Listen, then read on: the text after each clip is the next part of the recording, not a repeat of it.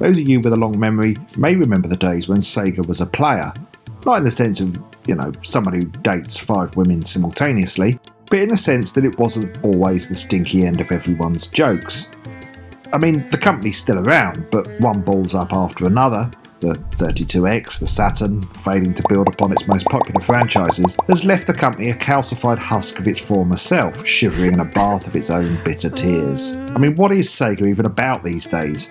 If you go to the company's website, it's all Total War and Football Manager.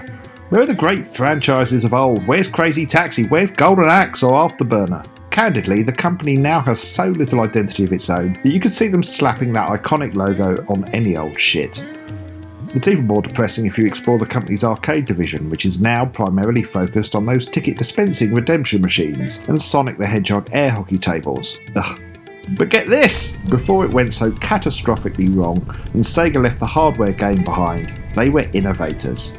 Remember Time Traveller? The big hydraulic Space Harrier cabinet? The Dreamcast virtual memory unit? Admittedly, not all their innovation worked out, lest we forget the Sega Activator, and some of their more intriguing products never even made it into the shops. But to fail is a sign that you at least tried. Sega VR, for instance, would have brought virtual reality into homes decades before the Oculus Rift or PlayStation VR, if it hadn't made everyone who used it feel violently ill, and been running on a system which wasn't exactly known for its capacity for high-end 3D visuals. A bit like a caveman making the in-car air freshener before anybody had so much as invented the wheel. The company didn't give up on unique ways to play games. I'm talking about this, Sega's most mysterious invention ever, a previously unknown arcade system patented in 1996, and which almost nobody has ever heard about. Had it come to pass, it would have been decades ahead of its time. Indeed, even today, there has been nothing quite like it, and it had the potential to change the way we play games. US patent number 6278418B1 was, in the words of that patent, a 3-dimensional imaging system game device. What does that mean? It means this. Sega's invention would have built upon the c.a.v.e automatic virtual environment invented in 1992 at the Electronic Visualization Laboratory at the University of Illinois. You might be familiar with the idea, but I'll allow Sega's patent to explain, albeit with more swearing than was in the original text because it's otherwise quite boring and goes on a bit. Using a projector, the c.a.v.e produces 3-dimensional images inside a space by displaying 2-dimensional images on display screens located respectively in front of the observers on the left and right hand walls, and on the floor to a size of approximately 3 meters square. An observer entering the c.a.v.e theatre is provided with goggles operated by liquid crystal shutters. To create a 3-dimensional image, an image for the right eye and an image for the left eye are displayed alternately at each vertical synchronization cycle for sake. In order to generate a 3-dimensional image, a particular observer viewpoint must be specified. In the c.a.v.e, one of the observers is provided with goggles carrying a sensor for detecting the location of the observer's viewpoint. Based upon viewpoint coordinates obtained via this sensor, a computer applies a matrix calculation to the original image data and generates a 3-dimensional image which is displayed on each of the wall surfaces and the like. So, in short, images, scenery and characters would project upon the walls and floors of the room and move in relation to where a user's eyes were looking, which is all very interesting and sort of a bit like that thing Microsoft were developing a few years ago which they dubbed a LumiRoom. c.a.v.e is still being used today and is still available in a number of universities. It's also found a use in medical and engineering fields, but it's fair to say that the technology hasn't exactly crossed over into the realm of entertainment. Sega's invention, however, was aiming directly at arcades. In Sega's system, each player would have sensors attached to the head, arms and torso which would be picked up by a magnetic field antenna, but so far so c.a.v.e-like. But Sega's technology was considerably more groundbreaking and ambitious, notably the way in which 2 players would interact with the 3D images within the virtual space. Sensors worn on their hands would send data back to the central processor telling it where the player's hands were in relation to the 3D images.